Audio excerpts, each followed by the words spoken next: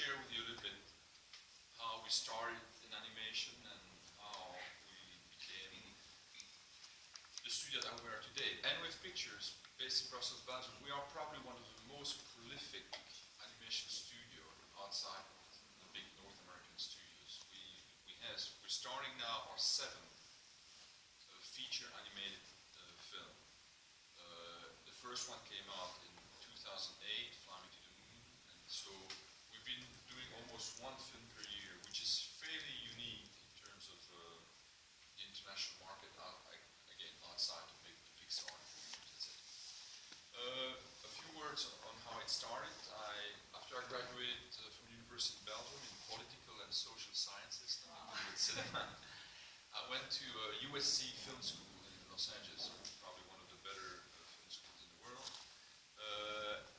There I met a Croatian film director, and after I graduated from USC, I produced a feature film in Croatia called My Uncle's Legacy. And we were very fortunate because this first film was nominated for a Golden Globe as Best Foreign Film. By that time, I was living in Los Angeles. I had the green card, the American resident permit.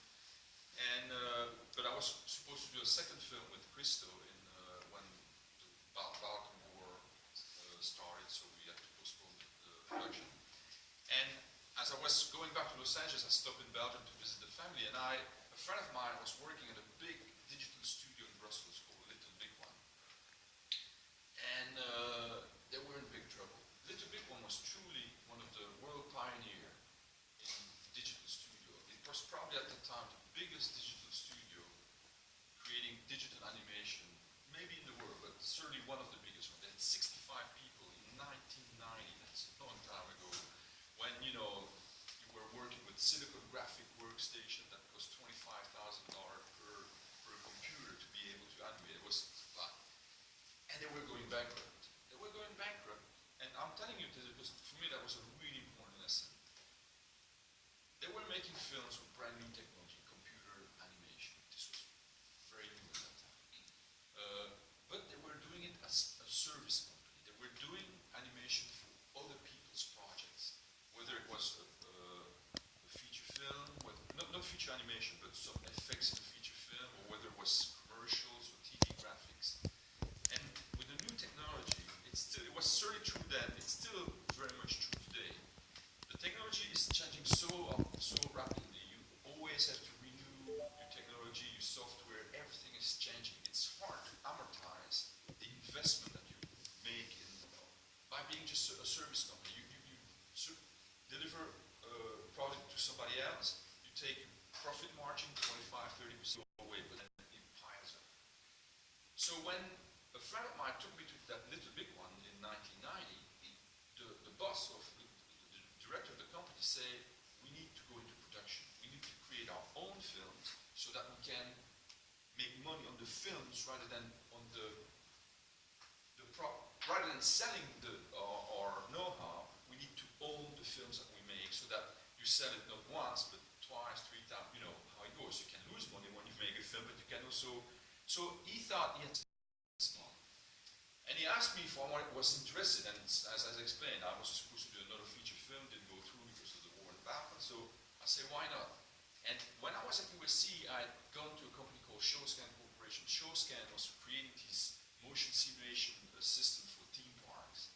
And I thought, you must think back, 1990, this was the time when the first big feature films with digital effects were coming out. Terminator, The Abyss, these films that were for the first time using computer-generated imagery in the feature film. No feature animation yet. That came 6 years later with Toy Story in 1996. And I thought maybe we could do a full animated CGI, computer graphic film, but that's a short film. So I thought about ShowScan Corporation. They were doing these really high-end film for theme parks. They were not very long. They were 3 to 5 minutes. Where the seats move in the theater, sometimes you have some effects in the theater. And up to that point, these big companies had been turning to George Lucas, ILM, had done a lot of these ride films, or the big studios. Disney had done Back to the Future, The Ride, or, they were, only the big companies were doing that. And we proposed to ShowScan to do a first full I said we're going to do it in Belgium, but that company called it a big one. They were excited, so we went and started production. But there we decided we're going to finance the film, but we needed a distributor. We needed somebody that could put that film in theme parks around the world, and that was Showscan. And Showscan did give us a little money as an advance against future revenues. And the film was Devil's Mine Ride. This was crazy because you must realize when we did that, nobody had ever done CGI, computer animation, that had been transferred onto 70mm film. Some material had been, of course, transferred to 35mm, like the effects from Terminator I mentioned, but never in 70. So when we started the film, we didn't even have the technology really to complete the film, but that happened, so we knew it was going to take a little over a year to do the film. We did that film and it became hugely successful. We thought at first it's going to be a showcase. It's going to enable us to show to the rest of the world what we can do in Belgium with our computer animation studio. But we didn't expect it to be a viable business model. But then the film came out and it was such a big success that Showscan started to sell more theaters, and they had like 40, 50 theaters around the world, one in London, one in theme parks in Japan, everywhere. And they were paying really high licensing fees to rent the film for 1 year. They were long-term licenses, because when you sell a film to a theme park, they don't need to change the film every 2 weeks. I mean, you go to the theme park one every 5 years maybe.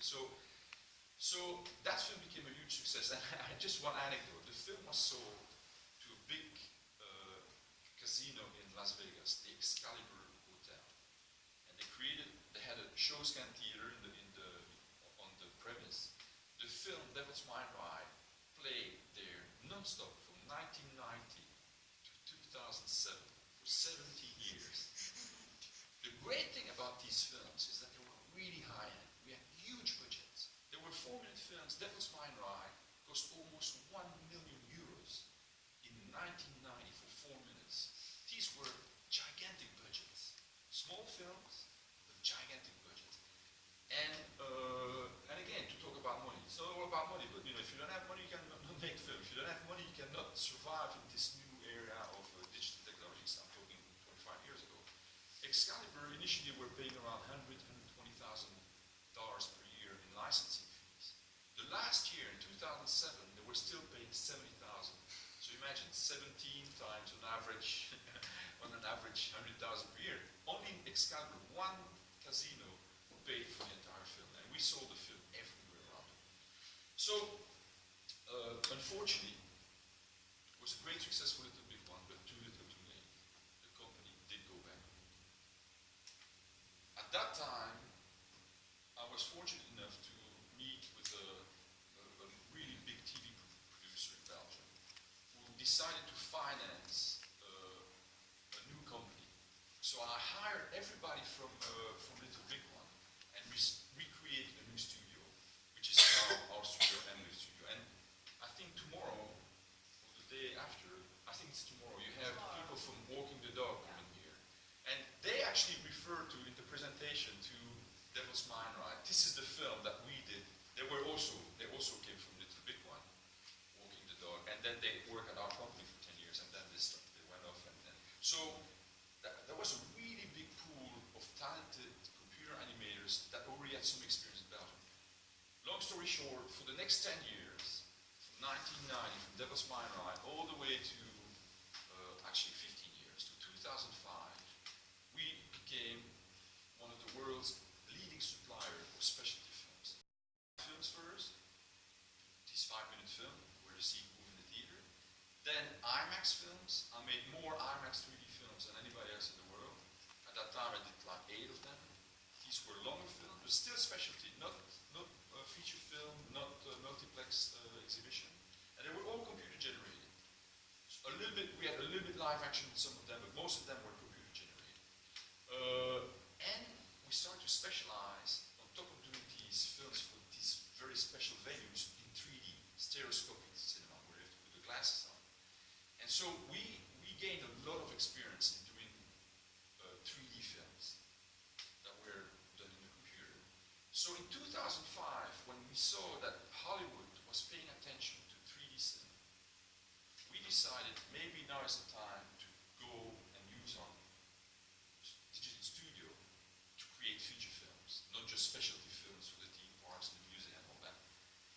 fortunate because we had a very successful company. We had enough money in the bank to finance our first feature film. It was absolutely crazy.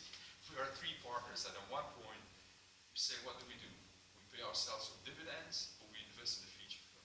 You know, feature film investment is really risky. I mean, you can have success or you can totally fail. But this was a little over 10 years ago, and we decided to take the risk, and we said, okay, we're going to do our first film. And the film was called Fly Me to the Moon. And what was even more crazy about that venture is that we decided to do Fly Me to the Moon in 3D and to release it only in 3D. Because now when you make a film like Robinson Crusoe, the film is shown in 3D, but it's also shown in 2D. And so, but with Fly Me to the Moon, we decided we want to make a difference and show it exclusive in 3D. And this was really challenging because there were very few 3D theaters in the world. 2008, there were less than 2,000 3D screens in the entire world. But the film was really successful. In places, in France, for instance, we came out in there were only 51 3D theaters in France, and we did 350,000 admissions, which is a huge amount of admissions for so few theaters. The biggest success was in Mexico. We had 18 theaters in Mexico, and we did 580,000 admissions in 18 theaters. So globally, it came out in the US, it came out everywhere. Even though we didn't have that many theaters, we did good results. So from 2000, we started the production of Fly Me to the Moon late 2005, beginning 2006. It came out in 2008, and since then, we have then been able to do one film after the other. However, this was challenging because we had, as I say, we had money in the bank for one film, but not two. And the biggest challenge, and we had really a lot of problems with that, we went from being a small company before we did a feature film. When we were doing only IMAX films and theme park films, there were 30 people in our company. But to do feature films, we had to go to 100 people. We had 100 animators. And we had a problem is that when we finished Flying to the Moon, we didn't start immediately our second film, which was Sammy, which became our biggest success, but there was a gap in between. And a lot of the animators, even though we wanted to keep them and we were paying them, they didn't want to stay. They only wanted to work on feature films. They didn't want to work on an IMAX film or on a theme park film. So we went from 30 people to 90 people, back to 45 people, and then we had to rebuild again. So that was a big challenge. So that's when we decided, well, we went looking for a partner, and we were fortunate to have found a big partner, one of the biggest production company in Europe, called Studio Canal. Studio Canal is a sister company of Canal Plus. You may know about Canal Plus, a pay channel. Studio Canal is a subsidiary of Vivendi, which is a huge corporation. And so Studio Canal decided to become our partner. They not only distributed our films, but they also bought a part of our company. We are still a majority shareholder, we still control the company, but and that has changed our life because the problem that we had on going from Fly Me to the Moon to Sammy, where we lost everybody, we were then able, from Sammy, the first Sammy we did, and Sammy 2, we were able to overlap, and that's what we need to do. We take 2 years to make one film. After 1 year, as you probably know, a portion of the teams, the modeling, the character designers, the modelers, set and character, the rigging, they're more or less done with their work. So they need to start another film after 1 year. So that's what we do now. We start one film, 12 to 15 months later we start another film, and then a year later the first film is done, and then so we keep on going like that. And now you just saw Crusoe. Crusoe came out earlier this year, February. We are already in the middle of the next film called Son of Bigfoot. And last month we started the film after that, so which is called The Queen's Corgi. So now we have 2 films in production after Robinson Crusoe, which is still in the process of coming out. It just came out in China last week. So it's still a film that's being released right now worldwide, and we are going into that motion. So now I'm going to just show you a little clip about our facility in Brussels. So this is where we've been since 1998. And just a little...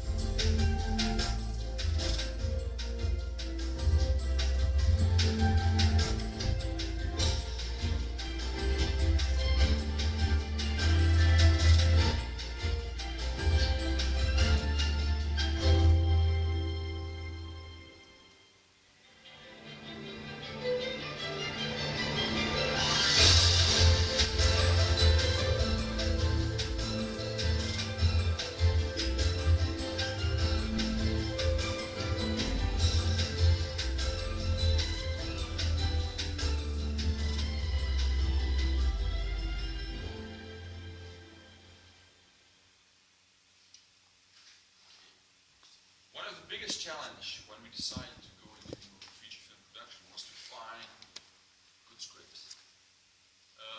Contrary to the feature film industry in general, where hundreds, I would say thousands of scripts are written every year on spec. So writers write a script, once they finish the script, they send it around to producers, to studio, try to sell the script. In animation, that doesn't happen very much. It's happening a little bit more now, but still not that much. Just to put things in perspective, Toy Story came out in 1996. When we started Flying to the Moon, almost 10 years later, late 2005, 2006, only 13 feature animated computer-generated feature film have been made. Only 13. Today, per year, there's more than 30 films being made per year. But at the time, there were very few being made, and it's only in the last 3-4 years that the volume of production has increased. So, very few writers, and on top of that, most of the big films, from Pixar, from DreamWorks, from Blue Sky, they are all developed internally at the studio. They don't buy scripts from outside writers. They have concept, they buy properties, they buy, and then they develop that internally without outside help. So there's very few feature animated scripts being written. So if you're interested in that area, that's not a bad area to be working in, because if you have a good script, there is demand for it and very, very little supply. And again, in feature films, you have hundreds of war films being written every year, or comedies, or whatever, but not in this area. So for us, it was really a struggle initially to find good scripts. Now, it's getting a bit easier because, we did the first film, Flying to the Moon, which I bought from American writers, which was successful. Then we did Sammy. Sammy is actually a story that I came up with. I wrote the story like 10 pages, but then I had American writers write the story. Luckily for us, Sammy became a huge hit. Did more than $100 million at the box office. So after Sammy, we started to get scripts. People started to send us scripts. But it's still one of the most challenging aspects of what we're doing is finding the right property. On top of that, it's really a competitive environment. The US studios will kill you. They are absolutely, really, really aggressive. And they don't want foreign companies to have an impact in feature animation. I will give you 2 examples. Fly Me to the Moon, when we announced the release of Fly Me to the Moon in the US on August 8, 2008, Fox had a film it was about chimp in space, chimpanzee in space. I forgot the exact title. The film was supposed to be released in October. Because of our release in August, they decided to bring up the release, and they released it 2 weeks before our film, just to try to put pressure on our release. Same thing happened last with Robinson Crusoe. Robinson Crusoe was supposed to be released on the 23rd of December, a year ago, well, last December, and late 2005. About a year ago, in early October, Fox decided to move the release of Snoopy from a date in 2016, and they moved it up to the 23rd of December in France, where we were releasing it. So, even though we have big partners, Studio Canal, they have quite a bit of money, they put a lot of marketing, but you are nothing against a US studio. I mean, the US studio will just crush you. So we had to move our date. So we went from the 23rd of December, which would have been a great day because, Christmas vacation. We moved it to April. So there's a lot of, challenging in doing these things. But the biggest challenge was to find the right property. And with Robinson Crusoe, now I'm segueing to Robinson Crusoe, we decided that we needed a little marketing edge in selecting the project. When you do something like Sammy or House of Magic, even Fly Me to the Moon, Fly Me to the Moon was about the Apollo 11 mission to the moon, so we can relate to that, we can know what it's about. But when you do Sammy, you have to explain what it is. It's about the life of a turtle at sea, blah, blah, blah. When you do Robinson Crusoe, most people around the world, even if they haven't read the original book, they know more or less what it is about a survivor on an island, etc. So we decided that this this was a great story. I liked the script at first, otherwise I wouldn't have bought it. But also we thought that from a marketing standpoint, it would help us in trying to keep competing against these big studios. And fortunately, we're lucky we got Lionsgate to distribute the film in the US. And as I said, we just came out in China last week. God knows why, but it's a huge success in China. We did 2 million admissions in 4 days, which is huge. We came out like in 1,800 theaters with the film in China. So it's important, if you want to keep on making films, one film after the other. I mean, it's not about money and putting a lot of money in our pocket, but if your film is not successful, there's no way in proceeding and going to the next line. One of the most important things that I learned early on, as I say, I went to school to USC, and some of the people I went to school with have become really famous. The most famous is J-Ro, which did big films like Austin Powers, Meet the Fockers with Robert De Niro, and etc., etc. And Jay has become really successful. But it took him 10 years to get there. And I have another friend, Michael Lehman. He came out of school, 2 years after coming out of school, he did a really huge film at that time called Hudson Hawks with Bruce Willis. The film didn't work, and it took Michael 6-7 years to make another film. Even though I thought the film was good, but whatever, the film failed. And so I decided, I don't want to have to try to sell myself ever over and over and over again. And when I first saw a computer graphic workstation, at Little Big One, the story I told you when, I said, oh, this is like a mini Hollywood studio on a desktop. And in 1990, I thought, this is going to make it possible in the future to make entire films. This was 6 years before Toy Story, so I wasn't that visionary, but I thought this was an incredible tool. And so now we have the tools, whether we're in Belgium or Bucharest or Los Angeles, we have the tools at our disposal to make feature films of high quality wherever you are. And even when we started in 2008, it was becoming possible. The machines were cheaper, the software was, actually we did Flying to the Moon with RenderMan from Pixar, but now we don't know work with that. But today you really can buy inexpensive computers and off-the-shelf software and do really good quality animation. But at the end of the day, it comes down to a good script and a distribution strategy. So it's very important for us to have Studio Canal.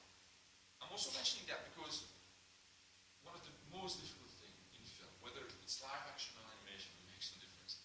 Producers and directors and creative people spend way more energy in trying to put the film together, the financing, the co-productions, than actually making the films.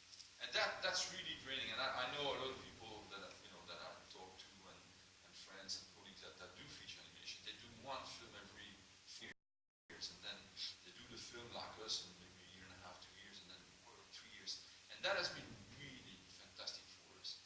With the partnership with Studio Canal, all we have to do is find a script that we like and that they like, and then automatically it's financed because we have a deal in place. So we have spent almost no time and energy in actually putting the deal together. And I'm saying that because now I'm going to show you the different stages in the production of Robinson Crusoe. I've seen storyboards and animatic from Pixar that look better than most films. That even on the animatic stage, it's already looks so good that maybe it's not feature quality, but it's definitely great TV animation quality. But even anybody else, they have to put a lot of time, money, and energy in doing a presentation, artwork, storyboards that they can take to financiers, to potential investors, so that they can convince them that this is a project worth being made. We don't do that. You're going to see our storyboards look really bad.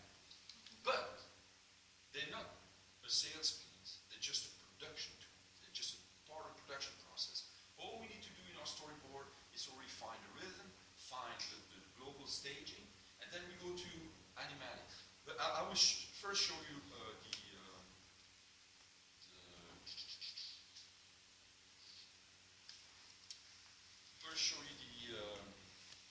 well, that's a chart in French. It's in English. Well,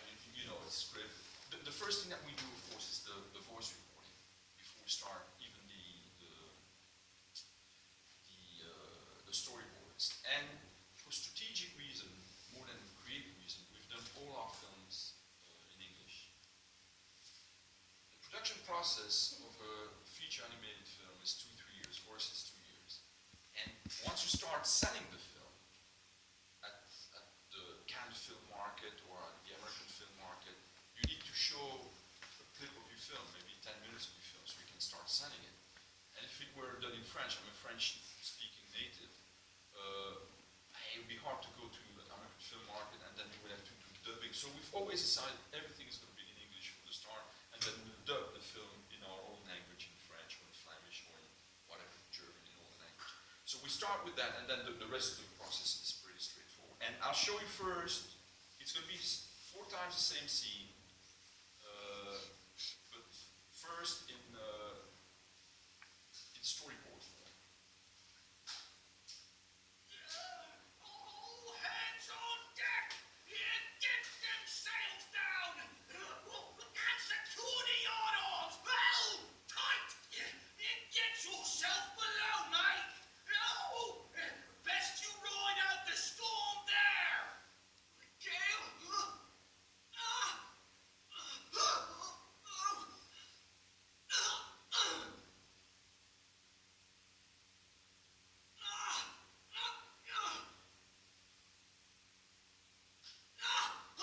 Ainsley! Come here, boy! Hurry! I got you!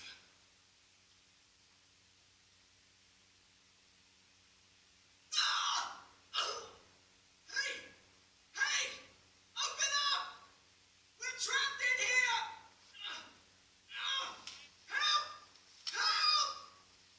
Oh!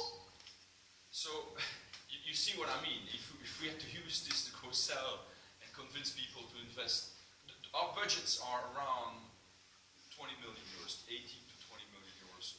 Our 7th film have been in that price range.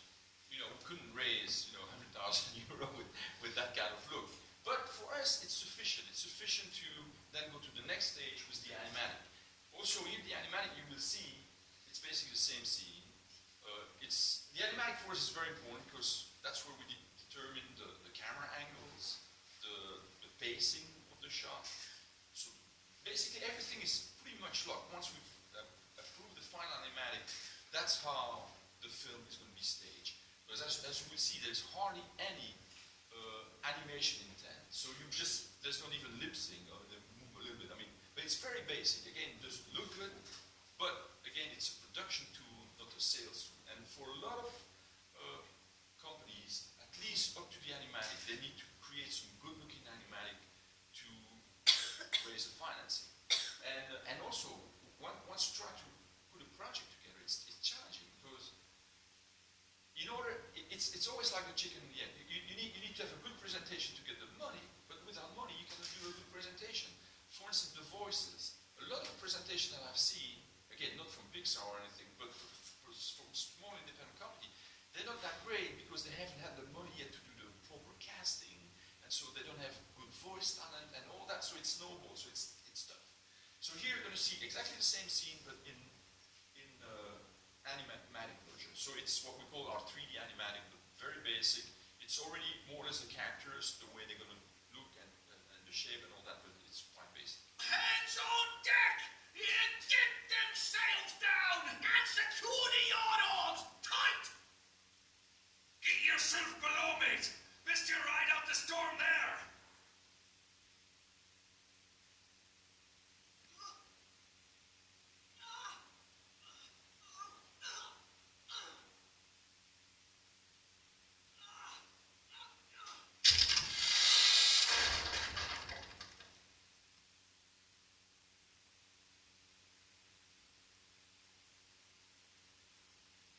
So we hardly do any sound effects in our animatic, just the dialogues and here and there sound effects so you know what's happening.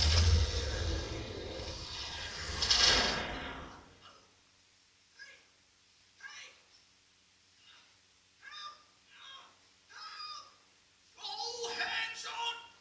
So just to give you an idea, we do the entire animatic. Maybe you can bring the black on for just a second. So we do the entire animatic with 4 or 5 people for the entire film. Again, if we had to do a better quality animatic, something that you can show to third parties, it would take a much bigger crew. I know a lot of the other companies Pixar, but even a decent animatic, you need about twice as many people because it needs to be, better animated. The one thing that's always extremely dangerous, and I've seen it time and time again, is that it's very difficult, even to our partners at Studio Canal. I try to avoid showing them the animatic. They trust us, they know that we do good animation, and they say, oh yeah, we can, show us the animatic, we can judge. No, they cannot judge because they believe what they see. They are professionals, they're film people, but at the end of the day, again, 2-3 days ago I had a discussion about the voice in Son of Bigfoot. They said, yeah, but the voice is not that great. It sounds like, it's recorded in the studio. And I said, you know what? It is recorded in the studio. This is not live action. We're not out there in the field. All the voices are recorded in the studio. So yeah, they sound like they're recorded in the studio. Wait, we need to process the sound. We need to add the atmosphere, the effect. And it's really challenging. It's really, to me, again, it's our partner, and they've already sent us the money, so I'm not too concerned about it. But you do want to get them enthusiastic because they have to sell the film. And when they go to the market, if they feel great about the film, they will push the film. They don't want to push a film that's going to be bad to their, faithful customer, because then the next film they won't buy. So it's still a balance. You still have to, and really showing that kind of animatic that you just saw, most people cannot appreciate what they see. And I understand it because it's not, okay, you see 2 minutes, but if you have to watch that for 90 minutes, you go out there and say, ah! And now you're going to see final animation, but without textures.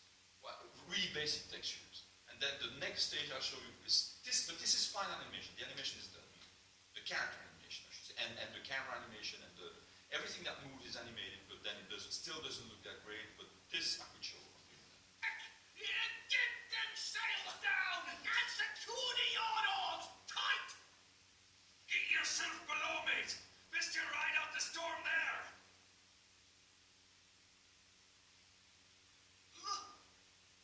But even when you show something like this, people say, does it really look like it? I say, no, this is just the animation. But so at every stage is difficult. But this looks good. I mean, the animation here looks good.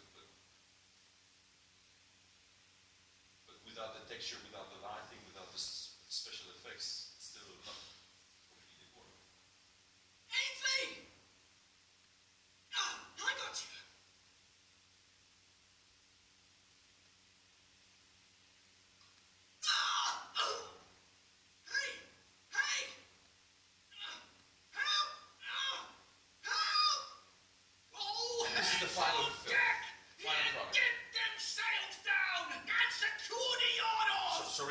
Is not following the difference between the animatic and even the animation. So then I'm going to show you one last thing. Of course, post-production is extremely important. You need to have a really good voice cast, and but then you create all the sound effects and all the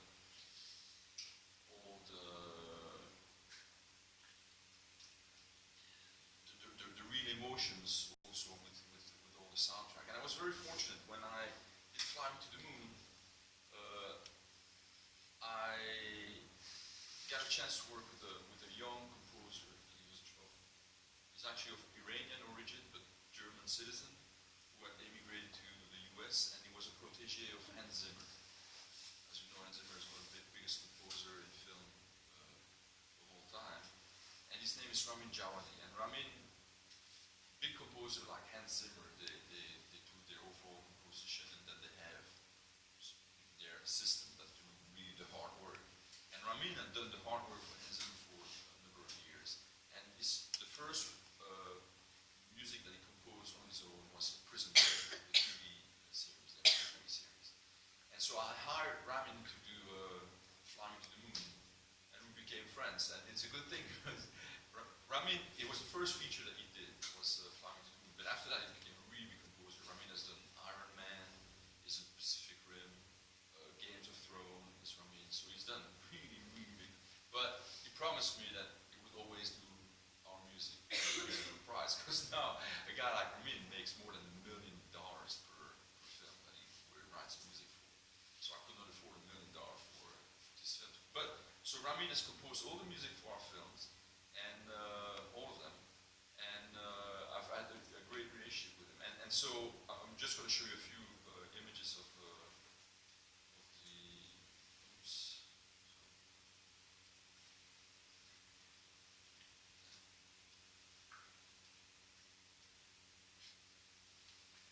So we have really great. We have a great orchestra and one of the best auditorium for music. They have really prestigious competition. They're called Elizabeth, and it's a really fantastic acoustic. So we record the music with an 18-piece orchestra, and this is Ramin here at the back, the guy from the right. And so, and we also have really great mixing sound stages, but that we have almost everywhere now. It's not like. So we do everything actually, except for the voice recording and the scripts that are usually written by American writers. We do everything in Brussels, Belgium. So that's basically who we are and what we do. And, I don't know if you have any questions at this point in time already, or about how we work and how we operate. Have you had the chance to make films for IMAX Sphere, the globe, or well, how is it named? The Dome. The IMAX Dome, Yes, right, Dome. I've done. Actually, when you do an IMAX film, very few people do specific films for the Dome. Some do, some don't. And most of my films have played well on the Dome. It's just when you design the film, when you compose the film, when you frame the film, you have to keep in mind that it's going to be projected on the Dome. So you have to frame everything quite low in the picture. So, as you know, if you do a TV or a feature film, you cut people right at the head. Here, you have to leave a lot of headspace on everything. And it's also a question of Fly Me to the Moon, for instance, played really well on the Dome because it was in space. Most of the film took place on the moon and in space. Some other films that I've done didn't play that well because they were framed more for traditional framing. But most of our films that we did IMAX film did play on the Dome. The thing is that there's only 2 3D domes in the world. One is in Futuroscope and one is in. And since we've specialized a bit in 3D, now our film play well in 2D as well. But since we really made, the effort to do 3D films, we tend to favor showing our films on flat screen in 3D. But no, of course, if a theater wants to license the film for the Dome, we do it too. But that's the special. Now, one thing that's really important is that I told you how we became an important supplier of specialty films. When we did that, the budget, as I mentioned, for Ryan Film, €1 million, for a 3D, a 4D film that are 10 to 13 minutes, budgets were around 2-3 million. IMAX film were 4-5 million.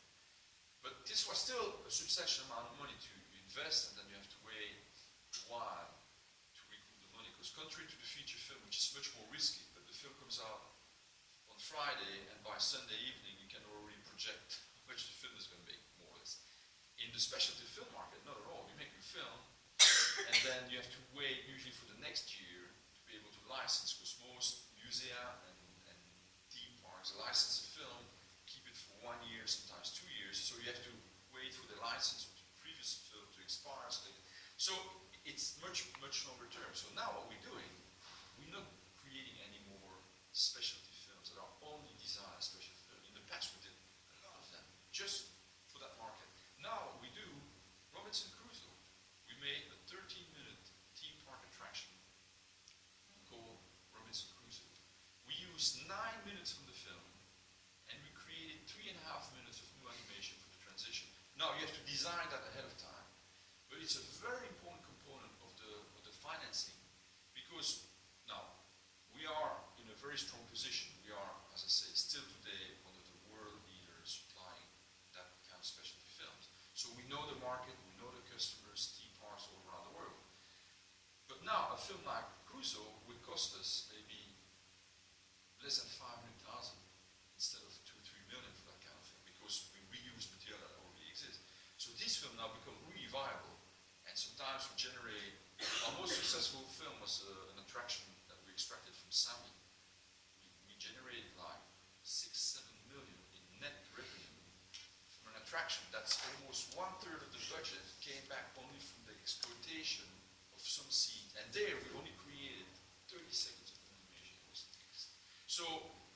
it's fine trying to find, and that's what you have to do, you know, unless you work for a big studio. If you work here in Romania or in Belgium or wherever, how do you put films together? You have to find partners, you have to do co-productions, you have to find ways of making it. And the thing is, which is really, really difficult, is that it doesn't matter that the public doesn't care that we only spend only 20 million. They compare you to Pixar, DreamWorks, and Blue Sky. Period. You don't have any feature film. When Luc Besson does an action film in France, people are not there, oh, it doesn't look as good as the last Bruce Willis film. They don't care. They look at it and fine. You do an animated film, and every review, and even, maybe not consciously, but the audience, that's the reference. And you only have that in animation. You always think, oh yeah, it doesn't look as good as the last Pixar. Yeah, of course, they spent 150 million, sorry.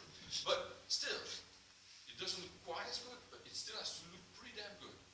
And so you have to, unless, if you don't, there's a threshold. If you go under that, our threshold at the 20 million limit is basically, if you go under that, it's unsellable in the world market. So you need to reach at least that kind of quality. And it's not perfect, we know that. Once, I had almost a revolution at the office. People were, you know, sometimes they read the reviews, and our films have been successful. And we're the, I think, I'm not 100% sure, but I think we're the only company to have done one film per year in the last 8 years outside North America. So we are very prolific, and now we are able to keep our animators. They don't go away anymore. So people do, because they're young and they want to try something else. But we have a good core, because they know if they come to our company, they will have work for a long time, not just one project and then they're fired. No, they know we do one film after the next. But sometimes, you know, they read the review and then the review criticizes the film that, you know, it's not Pixar, and then they get depressed. And once I had to calm down the situation a bit, and I had a big speech. And our office is about 1 kilometer from a big Volkswagen assembly plant. And now it's Audi, but at that time it was Volkswagen. And I used that as a reference in my speech for everybody. I say, guys, some people build Rolls Royce, it's referring to Pixar and DreamWorks, and other people build Volkswagen. Volkswagen is a very good car. And so I would say, and we are building the Volkswagen. Let's make the best possible Volkswagen. That was the worst speech I could have made. They don't want to build the Volkswagen. They want to build the Rolls Royce. But I say, shit, I don't have the money to build a Rolls Royce. So my speech, really, that was horrible. I mean, I thought it was great, but they thought it was horrible. And so next thing you know, we almost had a revolution downstairs. Oh, people wanting to leave, screw and rave. And then I let the situation calm. And a week later, I called everybody and I said, guys, I know about my speech didn't go over too well. Let me put it differently. We make our films for 20 million. Give us 40 million, and I promise you, we'll do as well, if not better than Pixar. Give Pixar our 20 million. They won't even do 5 minutes of the film. So we are way better in terms of, I say, we are doing amazing work for the budgets we have. And that was a much better speech. But it was really amazing, because it's true. I mean, on the one hand, it's great to have a team that's really enthusiastic and that wants to, and we have fights all the time. And that's really, as you know, I'm one of the founders of the company. I produce and direct the film, or co-direct. And as a director, you're supposed to be the one who wants to push further. I want to reach for the sky. I want to go further. But as my hat of a producer and co-owner of the company, we know that what money we have in the bank and how much we can spend. So it's always the dilemma between best possible film, oh, that's enough. And on every film, there's a scene, actually it's a scene here when he falls down with the ropes. And I remember one big fight we had. On the ropes, you have this little hair that comes out. And we have hair on most of the ropes, but we're falling behind. And we have, we need to reach a quota of so many seconds, so many minutes of animation say, guys, we need to cut corners, we need to push. And in that one scene, that one department, they needed 3 more days to put all the little hair in the row. I say, this scene is not going to have any hair on this. And they were pissed. They were, you bring down the quality of the... I say, guys, no. I say, no, time out. We're not doing it. And I say, if it were a dialogue scene where you can look at the road for 2 minutes, fine. This is an action scene. If anybody sees that there's no hair on the road, then forget it. I mean, then, let's stop making film. I mean, but that's the kind of compromise that we have to do constantly. Another compromise in Robinson Crusoe, I don't know if you saw the film, but initially in the script, it started in London. Robinson had been saved by a British Navy ship, and he was facing the gentlemen from the National Geographic Society that were asking him a question about his. And it was a great scene, but the thing is, there was like a 2 or 3 minute scene, and for 2 or 3 minutes we had to model part of London. It was really expensive scene. So that's when we then decided to change it into a pirate ship that rescues him. And so we have to do, and we had way more characters. In the initial script, it's a script I bought from the guy that wrote Little Mermaid, Disney film, Mermaid, same writer, Chris Hubble. And there were way more characters. And so we had to cut down the number of characters again. Not so that it still remains entertainment and we still have enough characters to have fun and funny scenes, but there were at least 7, 8 extra characters on the island, and at one point, and because in most of the scenes, all the characters are present, it becomes a huge volume of extra animation. Even if they don't say anything, they have to move a little bit. And so, when you only have, I know, when I say only, people say, oh, I wish I had, 20 million, but, again, if you compare what we're dealing with, when you only have that kind of money, you have to be very, very economical in where you spend the money and do these compromise, and hopefully the kind of compromise that don't affect the end product too much. But it's tough. Even in the US, right now there's way too many films being made, and okay, we know that there's still some really successful animated films. Even DreamWorks has had a few. When they do, everything is a question of proportion. When they do 80 million at the box office, for us, like it's Christmas, and for them it's a failure. So everything is proportional. But now a lot of the big films, in the US, you cannot spend less than 100 million. Most of the DreamWorks film cost 100, 150 million. Happy Feet cost almost $200 million. Can you imagine? If I were to get $200 million, I wouldn't even know how to spend it. It's so much money. It's just like mind-boggling. But I talked to the producer, Chris Xperia, on Happy Feet, and he told me that they ended up cutting 60 minutes. Can you imagine 60 minutes of animation? So they have a 9-minute film, and they ended up doing things over and over again. We were the expert in transferring digital images onto IMAX film. We had our own film recorder in Los Angeles, and so we were really one of the best companies in the world to do that. So DreamWorks came to us. They wanted to convert Shrek to IMAX, but Jeffrey Katzenberg wanted to test first the quality, and so I don't know if you remember in Shrek when the donkey is going over the bridge, the hanging bridge that's on fire and all that. That scene was like a 2-minute scene, 2.5-minute scene. It was about 3,000 frames that we had to record. We were not doing the animation. It was, of course, DreamWorks, but we just take their files and put them on film. And I was once in Los Angeles at one of the screenings, and it was already like the 6th or 7th screening. So that means that we had already re-recorded 6 or 7 times the same thing. And not because our work wasn't good, but because they were always, and I was at the screening and Katzenberg was there. And I swear, so we see it once, okay, oh, that looks great this time. We see it twice, 3 times, 4 times. He screened maybe 6, 7 times. At one point, he saw some pixelization. After the 8th screening, in the cloud, way up in the screen. We have to do it over again. And again, it was a random issue. It was not a film recording issue. This was, I think, so was 3,000 frames. We were at 20,000, the 7th version. We ended up doing 85,000 frames of recording, meaning we recorded that thing like 25 times. And then at the end, they realized it was too much money. But I mean, you know, yeah, perfection is great, but when is enough enough? And this was the perfect example of Hollywood is completely up. Everything is, you know, there's no measure.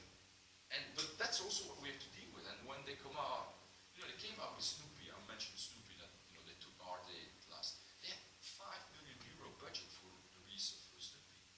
Now, we ended up being kind of happy. Well, we were very unhappy when we heard that we had to move our day. They came out on the 23rd of December with a huge budget. And they got completely killed because of Star Wars. Star Wars actually took everything.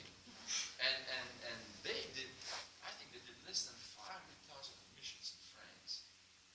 500,000, it's nothing when you spend 5 million in marketing for the French market. So, you know, but still, I mean, there's, you know, they're there and they keep on doing it. And so it's challenging, And I'm somewhat worried because right now it's just about the future, because right now there's just too many films. Now, we are somewhat fortunate. The great thing about our position and the position of anybody outside North America doing feature film is that in the US, as you know, producers, distributors, and studios may not own movie theaters. It's against the law. That's the antitrust treaty. In the rest of the world, most of the big distributors own the theaters, whether it's Gaumont in France or in Belgium, so you have the same in China. Most of the foreign countries, the big producer distribution of the country also owns the theater. What does that mean? That means that outside North America, Disney, Warner, all the big studios distribute their film directly to the theaters. Disney Belgium, Disney France, distribute. So the owners of the theaters that are also the biggest distributor in their land never get to distribute a Pixar film or a DreamWorks film, and they do want animation films. So that's where we, the independent, come in. We have great distribution deals everywhere around the world because we can supply quality films for the international market, films that they cannot get from the big studio. If Kinepolis in Belgium, Gaumont in France could get the Pixar film, they would not buy our film. They would only do the big studio film. But they want to compete also with the big studio. So that's where our niche, that's where we come in and we keep on supplying. But still, I mean, as I say, we still get crushed by the studio even in France or in Holland or in Germany or wherever. But at least we find distributors in Russia. We've done quite well. In Korea, we've done really well. And there, see, in Korea, for instance, when we came out with our last film, House of Magic, we came out 1 week after Ice Age. The last Ice Age, which was, not the last, the one before that, which was a huge success. 1 week after that, and we did almost the same attendance as Ice Age, with 1.5 million admissions in Korea, South Korea, which was a huge success. And so, why? Because CGI, the distributor, owns 50% of the theater, so it's their theater. So they even have leverage against Fox and their eyesight. So, but that's all of that is kind of stressful, and it's not getting easier. There's too many films being made, way too many animated films, way too many. And I would say there is room for maybe on the international market, not more than one film, not more than let's say, because the challenge in animation is you only have a few good windows. In feature film, any window, any weekend can be a decent window. Of course, we prefer to be released at Christmas but in animation, you need school vacation. You need to come out at Christmas, Easter vacation. We have what we call the winter vacation in February. I don't know, in Romania, and we have the vacation 2 weeks from now in the beginning of November, All Saints vacation.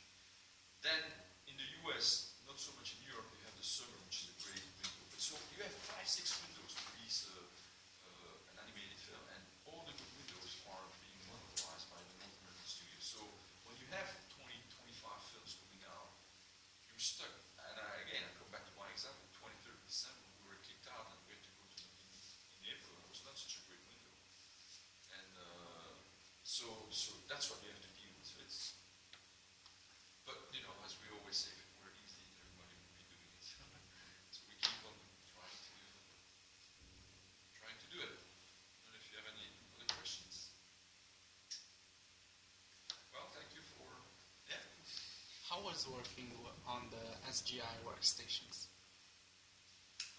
Well, I mean, they were amazing machines at the time, but they were. What has evolved tremendously when I look back at that time and now, even though they were very expensive machines, at that time the work was in fact quite a bit simpler. Animators were doing everything. One guy would do lighting one day, special effects the next day, texturing. Most of the animators could do everything. Today it's way more fragmented. So, as you know, animators do animation, texture, special effects, rigging, all that are separate. And you know, it used to be a one-man band 25 years ago with the STI station, and now not at all. And also one other thing, when we did Devil's Minor, it took 45 minutes average per frame of rendering time. And I thought, first of all, we thought, okay, we're building the mine with all the objects. We're doing 1 film, 2 films, 3 films, and we were doing films underwater, filmed it. And almost like a studio, you know, you build a set, you keep the set, because maybe 2 years from now you do another Western and you use, or you do another. And I thought, I was naive, but I thought everything we do now, all the models, all the objects that we create, we can reuse them in other films, maybe even the characters, maybe not as main characters, because you don't want to use your main character, but maybe as background character. If you need a crowd, put them there. No way. Every 2 or 3 years, you change software, or the version is so upgraded, we could not reopen a project that we did. If we had to go and say, okay, let's take Flying to the Moon, not that long ago, 9 years ago, we could not. We could not reopen the project, we could not reuse the database. So with every project, things change so much, and this I always thought, and no, so 45 minutes on Devil's Minor. Now on an average, like in Robinson Crusoe, per frame, the computers are like I'm not an expert, at least 1,000 times faster than 25 years ago, at least 1,000 times faster. And today, it doesn't take 4.5 minutes or 4.5 seconds to render a frame. We went from 45 minutes to 2.5 hours. The average rendering per frame in the film is about 2.5 hours of computing time. Of course, it has